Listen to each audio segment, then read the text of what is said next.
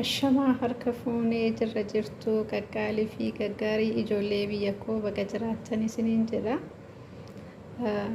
Ani nagaa kooti alhamdulillah, isinis akka nagaa qabdan abdiin qaba. Har'asii akkuma beektanii viidiyoo tokko qabadhee dhufeen jira. Spaagetii hojjechuuf hin deema. Kanaafuyyuu maal faan itti fayyadamaa kan jedhu kunoo kanuma fuuldura kiyyatti argitan kana.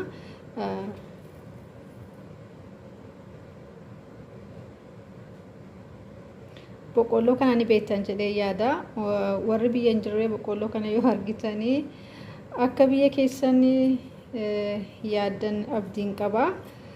Na qaaraan jira, shunkurtiinis ni jira, mashruumis nan qaba. Yaani wanta asitti argitan kana hunda isaatiiyyuu qopheeffadheen jira. Spaagetiin hojjechuudhaaf deemutti jira. Qaalii fi gaariiwwan ijoollee biyya koo. Kanaafuu turtiin keessan afaan haa ta'uun isiniin jedha. Spaagetiin hojjechuudhaaf deemu har'ammoo spaagetii akkamiiti kan jedhu kanuma waliin ilaallu ta'a.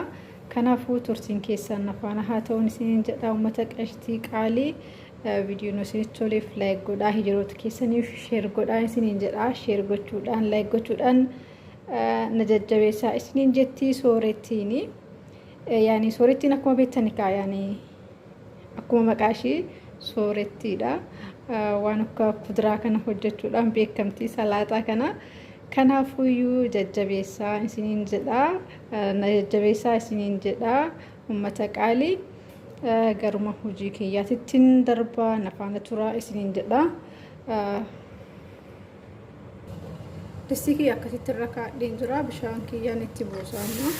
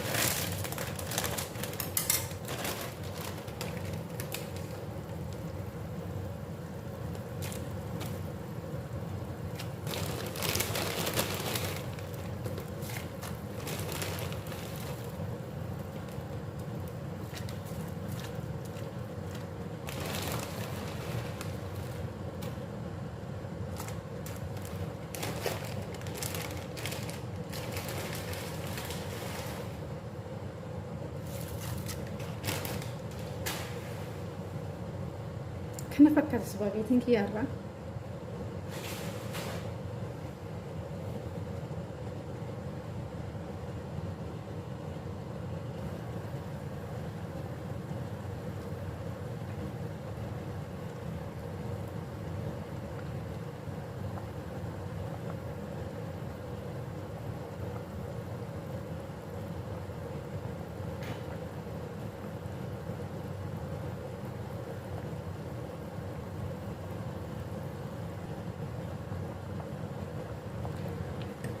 Mokorooniin kiyyaa ammoo already bilchaatee jira.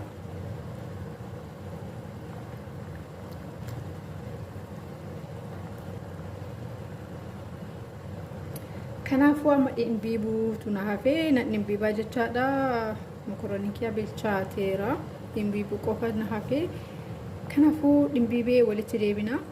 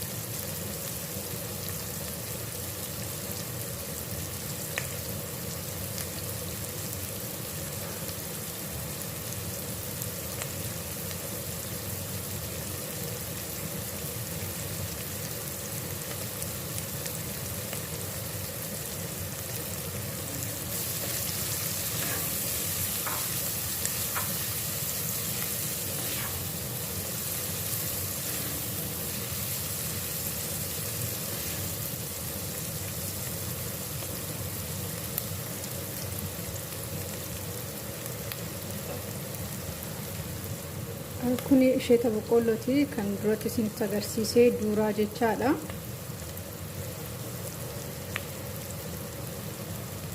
Isa kana kuni jechaadha.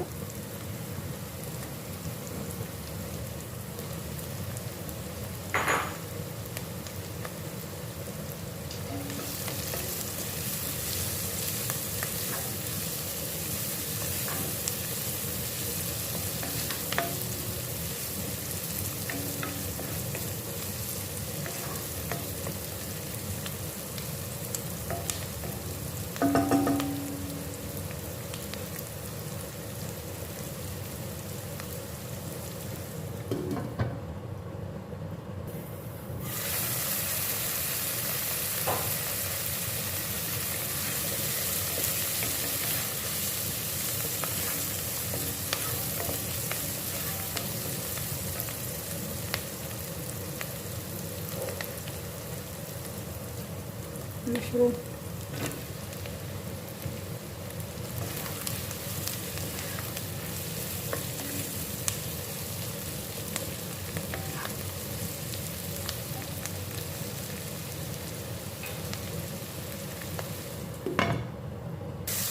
كله بادي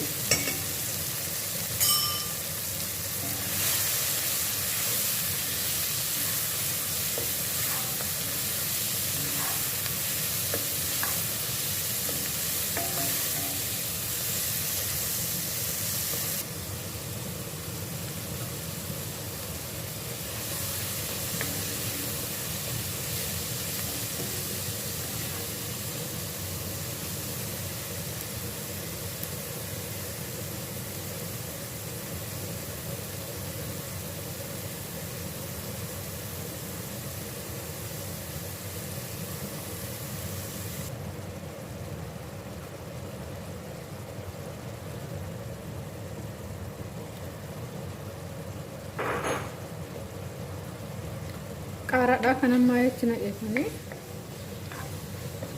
har'a silent na godhee jira baay'ee dubbachaa hin jiru maaliif akka silent ta'e hin beeku dubbachuutti hin jiru kana fakkaata kun akka spaageetiin keenya har'a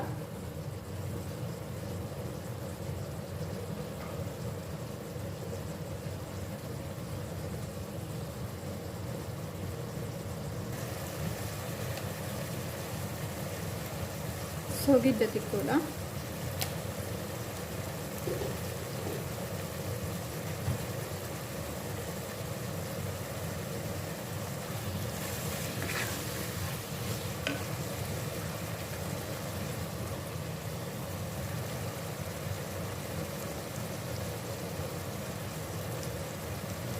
Isa kana kan duraa waliin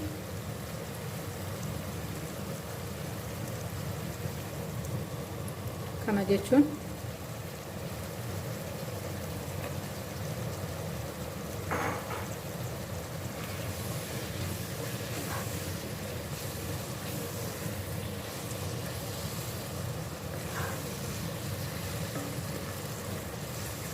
nyaata sooreen hojjetu akka jaalatan abdiin qaba. Garuu sheernaaf gochaa hin jirtanii sheernaaf godhaa warra sheernaaf gootanii illee ni jirtanii hedduu takka galatooma. Akkasuma warra sheernaaf hin goone immoo sheer gochuudhaan laayik gochuudhaan cinaa dhaabbadhaa isiniin jetti sooreeni wal malee maal qabna ree walii hinnaadannaa wal malee maal qabna wal malee sheer godhaa.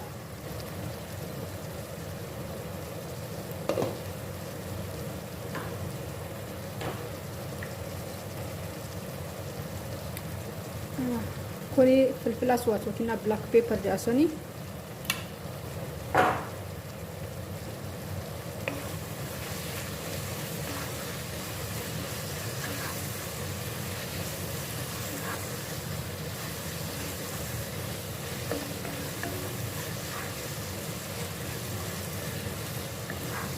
akkasitti ka mix goonaa ummata qaalii qashti akka nafaan turtan abdiin qaba. Ammas nafaana turaa hin dhumanne isiniin jedha.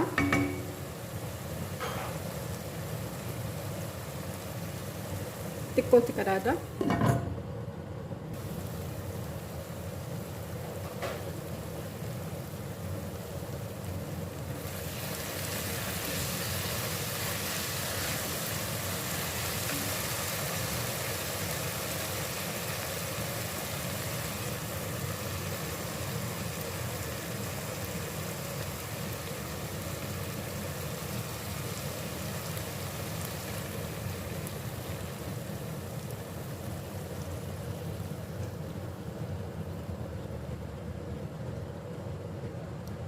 Akkasittiin kana itti buusa. Nyaata hedduu takka mi'aadha. Kanaafuu hojjetanii akka dadhabdan immoo yoo abdiin qaba. Nyaanni sooreen hojjetu akka mi'aatu abdiin qaba. Kanaafuu mana keessanitti hojjedhaatii yaalan isiniin jedha qaaliiwwan koo.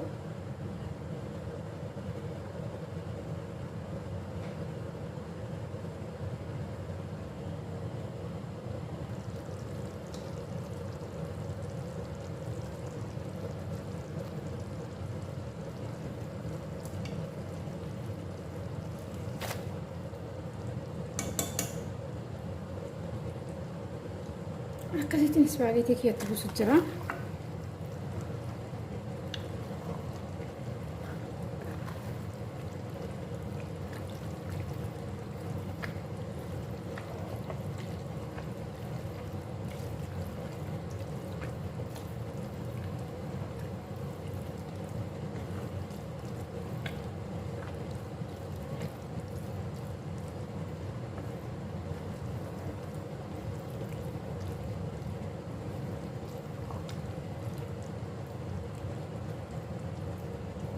Itti aansee moo maal itti buusa? Ammasii kan itti buusu hin hafne ganaadha.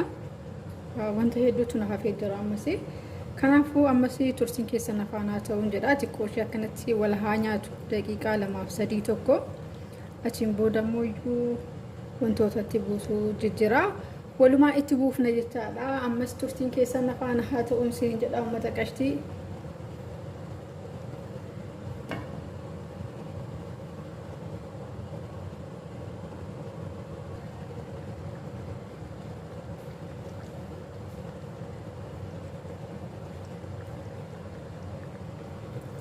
Broccoli ni beeksanii kana isa kana itti buutamu iyyuu amma isaan qaba.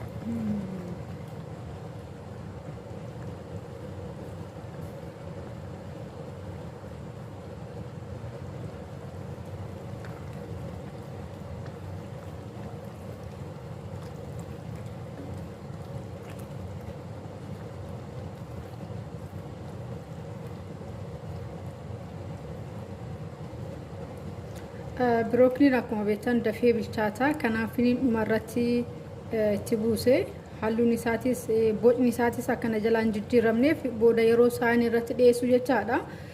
Diizaayinii isaa akkana jalaan banneef inni dhumarratti itti naqee ammasii kan biraa kan itti naqu maalinnoo jettanii kuzbaraas nan qaba. Jibinas nan qaba.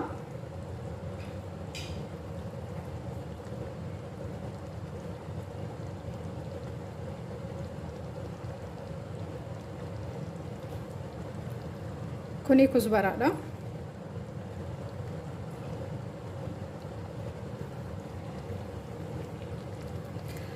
Dhugaa dubbachuudhaaf nyaanni kun hedduu takka mi'aaya.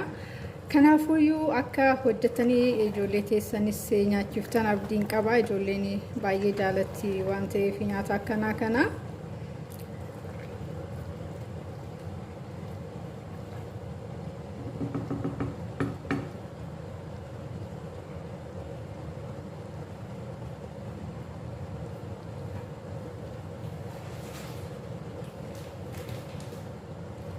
Itti aansuudhaan jibinii kana beetanii jibin matareelaa jedhan kana isa kana kan viizaadhaaf itti fayyadamnu jechaadha. Isa kana kuni jechaadha. Kanaafuu akkanatti bubbutuchee tananii Har'a sooreen maal wanti isti kanatti gadi hin buufne tokko illee hin jiru. Wanti tallaajaa keessa jiru yookiin firiijii keessa jiru hin hafne hundumaan itti buusu jira.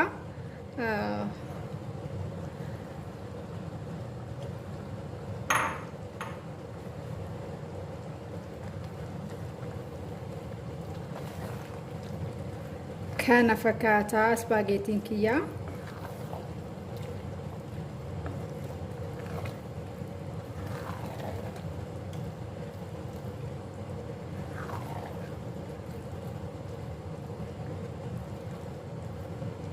Akka jaalatan abdiin qaba garuu.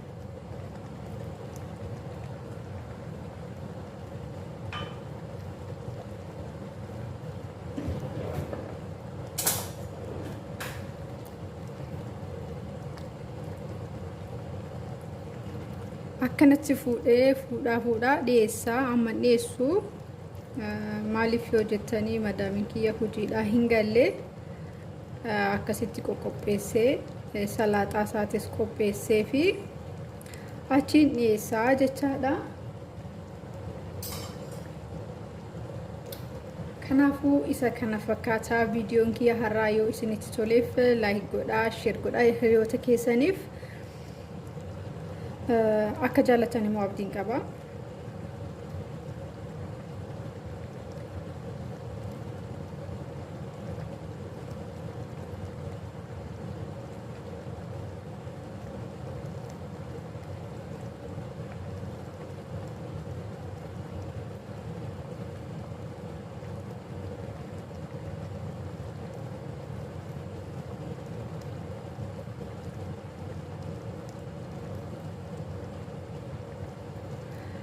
Brookliin baay'ee bilchaachuu hin barbaadu. Xiqquma ishii bishaan ho'aayyuu argatee ofumaan laafa waan ta'eef kanaafuu ibidda jala dhaamseen jira. Nyaanni kiyya har'aa isa kana fakkaata. Warri fedhii keessaniin dhuftanii maatii naaf taatan hedduu takkanaaf galatoomaan isiniin jedha. Akkasuma ammas sheer naaf godha.